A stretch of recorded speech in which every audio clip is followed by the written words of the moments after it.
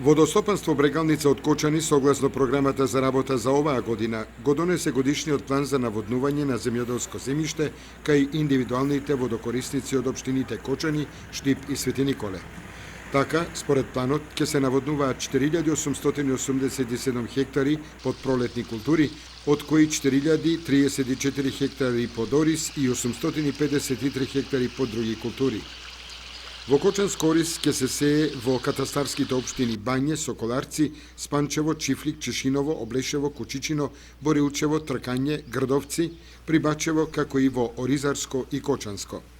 Ќе се наводнуваат површини во катастарската општина Жиѓанци, Кочански и Штипски дел, во Крупиште, во Уларци и во катастарската општина Свети Николе.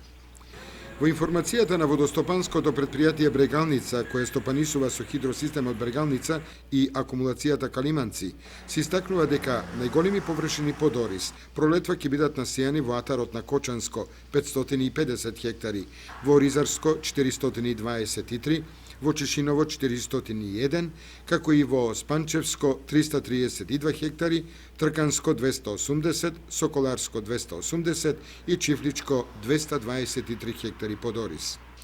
Во Грдовско површините под ориз ќе бидат застапени на 153 хектари, во Облешевско и Кучичино по 100 хектари.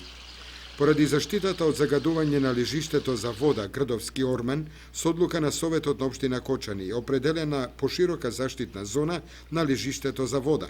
На земјоделските површини јужно од патот Грдовци Прибачево, во местото викано Бел Камен и местото викано Бавчи, се до реката Брегалница, може да се сеат само крски култури без употреба на агротехнички средства.